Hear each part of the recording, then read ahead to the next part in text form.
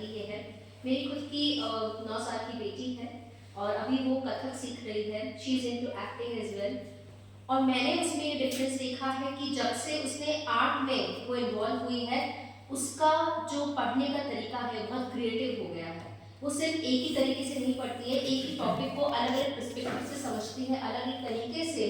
उसने अभी इतनी कम उम्र में रिसर्च पेपर लिखा था जो मैं अब लिख रही हूँ। वो उसका पढ़ने का तरीका हो गया है। वो प्रेजेंटेशंस बनाती है खुद से। तो कहीं ना कहीं क्रिएटिविटी जो है वो आर्ट हमारी लाइफ में लेकर आता है।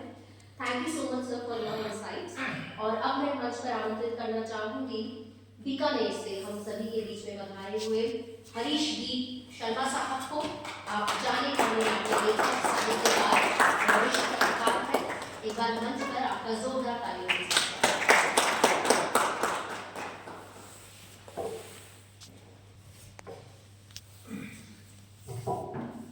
शुक्रिया अमृता जी। आदरणीय अध्यक्ष कुंदन माली जी, जिनका सानिध्य वैसे तो हमेशा ही मिल रहा है, लेकिन अध्यक्ष आसन से 2 दिन से मिल रहा है। मेरे लिए समृद्ध होने का अवसर है, एनरिच हो रहा हूँ। आदरणीय मुख्य अतिथि बसंत सोलंकी जी, जिन्होंने अकादमी की कमान को संभाल रखा है और ये प्रेमाइसेस उपलब्ध करवाया है इस कार्यक्रम के लिए, आभार है आपका। और इस कार्यक्रम में भी आप रहे हैं। शैल जी ने अपने अनुभव बताए, अभिषेक जी ने अपने अनुभव बताए। अभिषेक जी ने मेरा नाटक तब किया था जब मोबाइल नहीं हुआ करते थे, और उस कैरेक्टर की सबसे बड़ी डिमांड ये थी कि वो फोन ऑफ फ्रेंड बनाती है जो महिला होती है, और एक दिन उसको लगता है कि ये सब झूठ है तो वो फोन को फेंकती है।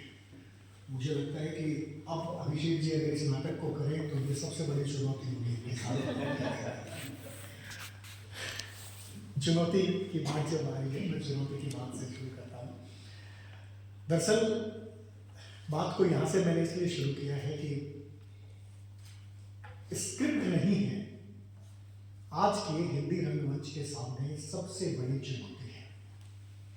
और इस चुनौती का आलम यह है कि आप ये जो 3 दिन के 3 नाटक देख रहे हैं, वो डायरेक्ट राइटर के पास से डायरेक्टर के पास नहीं पहुंच रहे हैं। ये सबसे बड़ी आज की चुनौती एक हिंदी रंगमंच, जिसके अपन बात करें, जो अपना विषय है, उसके सामने है। नाटककार बहुत है। हिंदी नाट्य सृजन तीर्थ अकादमी की तरफ से ही होते रहे हैं।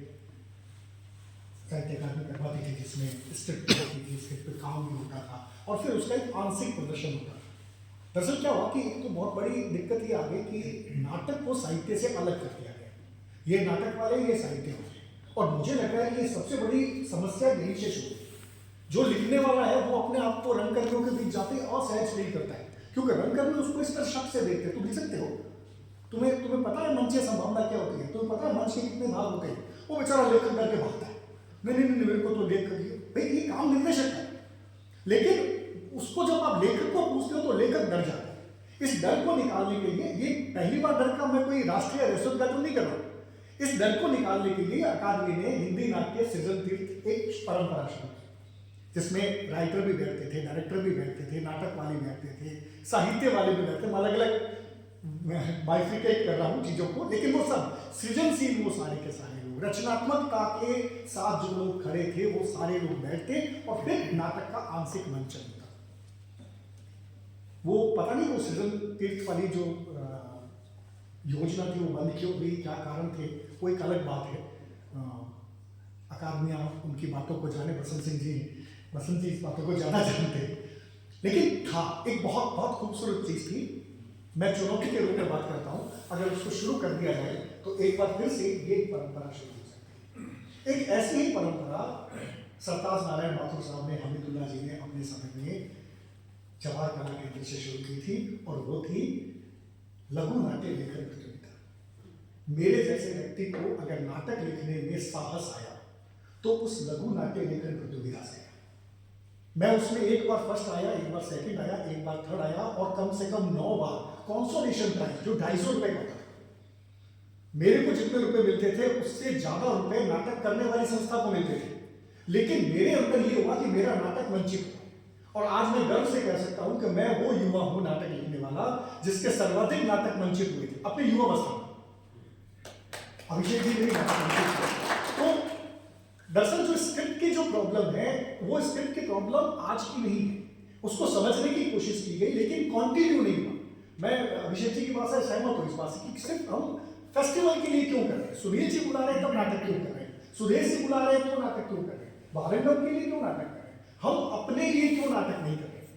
इसलिए नहीं कर रहे हैं कि हमें लगता ही नहीं है कि हमारे नाटक देखने को आएगा। फेस्टिवल में नाटक आ जाएगा। बीकानेर की बात बताता हूं आपको मैं।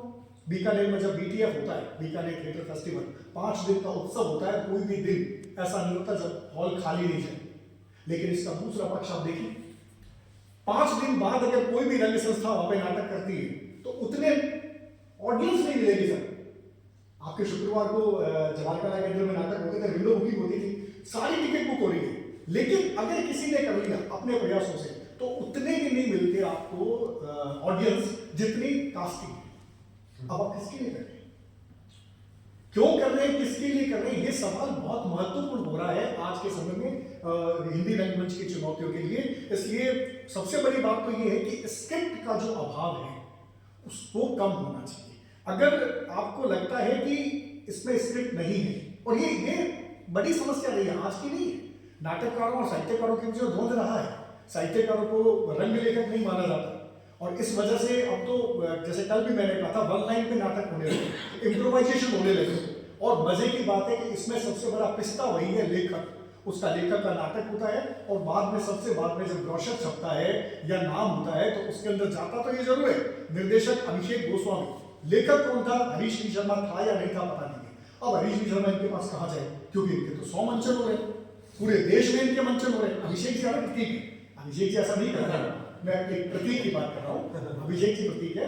देश में 100 मंचन हो रहे हैं, टीम लेकर के तो अभिषेक जी जा रहे हैं, वो मीडिया को बता रहे हैं कि हरीश का नाटक है या नहीं है, इससे कोई मतलब ही नहीं है। इस वजह से लेखक यहाँ से दूर होने शुरू हो गए। आपने शायद से आपने बहुत अच्छी बात बताई, आपने कहा कि लेखक तो अपनी किताब छपवा लेता है, एक नाटक होने में 1 लाख रुपए कम से कम लगते हैं और 1 लाख रुपए में 5 किताबें छपती है।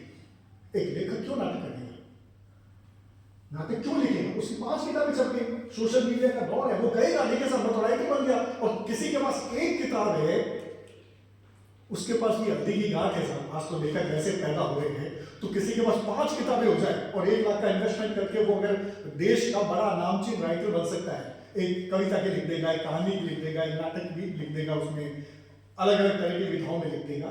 तो इस वजह से एक बड़ी खाई लेखक और निर्देशक, लेखक और निर्देशक कहूंगा मैं, रंगकर्मी की बात दूर है, ये आ रही है। अगर इसकी इस खाई को पाटा जाए, क्योंकि सोलंकी जी बैठे हैं अकादमी के, अभी तो सर्वे सर्वाई हैं आप, और नहीं भी कोई अध्यक्ष भी हो जाएगा तब भी आप ही रहेंगे, क्योंकि सचिव तो वो कहते हैं ना कि मानस में चौपा ये अमित सचिव जो भयभीत, मतलब वो है कि बगैर डर के जब तक बोलते हैं तब तक अच्छा होता है। तो आप कोई ऐसी सृजनशील की परंपरा को शुरू करें ताकि रंगकर्मी और जो लेखक है वो एक साथ बैठना शुरू करें और नाटक शुरू। और मैं ये कहता हूं कि मुझे अगर मेरे रंगकर्मी साथियों का सहयोग नहीं मिलता तो मैं नाटककार नहीं बन सकता, ये जरूरी बात है। उन लोगों ने मुझे सहयोग किया, मुझे कहा, जैसे मेरा ऐसो चतुर सुजान एक राजस्थानी का नाटक था, उसमें विवेक पुरोहित जी ने कहा, सुदेश जी ने मेरे बहुत सारे नाटक किए, तो मुझे कहा कि अपन ये कर सकते हैं, हम चेंज करेंगे, इससे अच्छा आप ही चेंज करके ला दीजिए। तो मैंने उनको चेंज करके दिए, गे पर चाहिए तो गे पर दिए उनको, तो होता है, ये जरूरी है। लेकिन नाटक करने के लिए मैं बंद कमरे में बैठ के कह दूं कि ये नाटक है तो वो नाटक नहीं हो सकता। और अगर नाटक की आत्मा मार दी जाए तो फिर वो लेखक की आत्मा मरती रहेगी और एक फासला लगातार बढ़ता रहेगा, जो मेरे को लगता है पहली चुनौती है। इस चुनौती पे काम होना चाहिए, दोनों के बीच में जो फासले हैं वो कम होने चाहिए। दूसरा, कौन बड़ा का सवाल भी यही से कंप्लीट कर देना चाहिए। नाटक एक टीम वर्क है और न तो निर्देशक बना है न लेखक बना है, कम से कम ये दोनों तो बने हैं। बड़ा है अभिनेता जिसका माध्यम है नाटक। हम एक निर्देशक भी है तो निर्देशक अगर इतना बड़ा निर्देशक है तो अभिनेता के भरोसे, और लेखक है तो लेखक के जिए हुए को मैं तो कई बार सोचता हूं, मेरी किताब को, मेरी कहानी को पता नहीं कोई पढ़ता है और उसको महसूस करता है कि नहीं करता है, लेकिन जब मैं नाटक कर रहा होता हूं तो मुझे लगता है 20 लोग मेरी चीज को महसूस कर रहे हैं, और ये 20 लोग सामान्य नहीं है, वो लोग हैं जो रंग से संस्कारित हैं। वो मेरे डायलॉग को जब इस तरह से बोलते हैं तो मुझे लगता है अरे ये तो मैंने भी नहीं सोचा, या तो ये मेरी फीलिंग थी या मेरी फीलिंग से आगे आकर के बात करें। तो मेरे को लगता है कि निर्देशक को और लेखक को दोनों को इस अहंकार से मुक्त होकर के आना पड़ेगा कि ये माध्यम अभिनेता का है और हम दोनों निमित्त बने।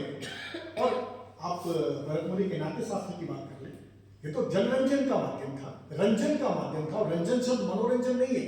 बहुत सारे मेरे साथी ये कहते हुए बड़े हम मनोरंजन करने के लिए थोड़ी है, हम मनोरंजन करने के थोड़ी जा रहे, हम वहां पे कोई नाचेंगे थोड़ी। दरअसल रंजन शब्द के अंदर आपको जाना पड़ेगा। हम और आप दोनों सब राजस्थान से आते हैं और कई बार हम खाना तो रोज खाते हैं, 2 समय खाना खाते हैं, लेकिन कई बार हम कहते हैं आज रंज आएगी। और ये जो रंज आना होता है ना, वो खाने में वाली दाल रोटी हो, वो वैसी रंज आती है जो 56 तरह के पकवान में नहीं आती है। और ये रंज वहीं से रंजना है। अगर आपको रंजन है तब आप मनोरंजन का माध्यम नाटक को मानेंगे, वरना हो क्या रहा है, हमने शब्दों को अलग अलग तरीके से अपने अपने तरीके से लेना शुरू कर दिया और हम ये दावे करना शुरू कर देते हैं कि हम कोई मनोरंजन करने के लिए नाटक नहीं करते। हमारा अपना एक सोच है, हमारा एक दायरा है और जनता कहती है तुम्हारा दायरा तुम संभालो, हमें नहीं चाहिए। और इस वजह से नाटक से दर्शक ऑडियंस जो है वो खत्म हो रही है।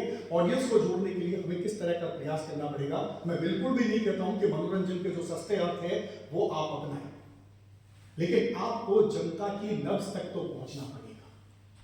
जनता देखना क्या चाहती है, जनता सुनना क्या चाहती है। इस बीच में आपको बताना चाहूंगा कि इस पूरे के पूरे परिदृश्य में सबसे ज्यादा नुकसान अगर राजनेताओं ने किया है तो वो नाटककारों का किया है। इस विपक्ष ने टूल बनाने में जिस साहित्य की सब विविधता का सर्वाधिक उपयोग किया है वो नाटक है। नाटक को उन्होंने राजनीति से अपने विचारों को व्यक्त करने का माध्यम बना दिया। मैं कहता हूं बिल्कुल सही है, आप किसी के लिए नहीं करें लेकिन अपने लिए तो करें। आप न विपक्ष का हथियार बने न विपक्ष का हथियार बने। शैल जी ने पेंटिंग की बात की थी, ये तो बहुत ही सामान्य बात है। मैं आपको 1000 ऐसे उदाहरण दे सकता हूं कि नाटक के माध्यम से लोगों ने वोट तैयार कर ली, जनमत तैयार कर लिया, जनादेश बना दिया। हम कम से कम राजनीति का हथियार नहीं बने। इन्होंने बहुत अच्छी बात शैल जी ने कि मैं किसी भी राजनीतिक पार्टी का समर्थन नहीं करता, मेरा काम है वोट देकर आना, वोट देकर आगे। लेकिन हम अगर हथियार बनते हैं एक नाटककार के नाते, एक निर्देशक के नाते, अगर हम टूल बनते हैं तो हम वैसा ही कर रहे हैं जैसे कॉर्पोरेट जगत में किसी के लिए ब्रांडिंग कर रहे हैं। तो इससे बचने की बड़ी चुनौती है आज के नाटककारों के सामने, वरना साहित्य ने तो कैसे ही करके अपने आप को बचा लिया। नाटककार इस राजनीतिक तकमे से बच नहीं पाएंगे और राजनीति से बचना आज की डेट में साहित्यकारों के लिए बहुत बड़ा जरूरी है। आपको राज्याश्रय नहीं चाहिए, कोई जरूरी बात नहीं है। शैल जी वैसा जिस देश में सांस्कृतिक नीति नहीं हो वहां पे आप कहां उम्मीद करते हैं कि नाटक के बारे में, कहानियों के बारे में, कविताओं के बारे में सरकारें सोचेंगी, क्योंकि सरकारों को तो पता है कि तो डायनामाइट है, इनको आपने तैयार कर दिया तो ये तो फूटेंगे, हमारे खिलाफ ही फूटेंगे। तो ऐसे लोगों से आप उम्मीद नहीं कर सकते। और कितनी बड़ी सांस्कृतिक नीति नहीं है इस देश में, आपको सभी तरह की नीति मिल जाएगी, आदिवासी नीति भी बनेगी, विकलांग विमर्श भी आ जाएगा, सब आ जाएंगे। लेकिन सांस्कृतिक नीति अगर पूछा जाए, जो ये देश, लोग एक बहुत बड़े चित्रकार साहब हो रहे हैं, चेतन जी का स्वागत है, जो देश अपनी संस्कृति पर गर्व करता है, हम में से अधिकांश लोग कह देंगे जिसको नहीं अपनी निज देश जाति और संस्कृति का अभिमान है वो नर नहीं पशु निरा और मृतक के समान है। आप बताएं कि आपके पास कोई सांस्कृतिक नीति है क्या? क्या इस देश का संविधान जिसकी सर्वाधिक रोचना बात हो रही है, एक दिन कला प्रेमियों के साथ, कला समीक्षकों के साथ प्रधानमंत्री जी को बैठना चाहिए और कहना चाहिए कि वैसा इस संविधान में हमारी संस्कृति के लिए क्या है। संस्कृति शब्द अगर ओछा है, आपको लगता है कि इसमें कहीं सनातन वनातन की कोई बात आ जाएगी, तो सांस्कृतिकता की बात कर लीजिए, कहीं कुछ है क्या हमारे लिए। और जब हमारे लिए कुछ नहीं है तो मित्रों हम सबको हमारे लिए ही करना है, हम सबको हमारे लिए करना है। और हम सब अगर एक दूसरे के लिए करेंगे तो आज जैसे कि सुनील जी ने एक बीड़ा उठाया और नाटक में चर्चा होनी शुरू हुई, तो कुंदन जी भी यहाँ पे बैठे हैं जो साहित्यिक पैनल से आते हैं। मेरा दोनों पाड़ों में आना जाना रहता है कि भाई मैं कभी रंग लेखन भी कर लेता हूँ तो कभी कविताएं भी कर लेता हूँ, तो ये सब है। शैल जी मूर्तिकार के रूप में आए हैं और अभिषेक जी उस फील्ड से आए हैं जहाँ बहुत मेहनत चाहिए होती है।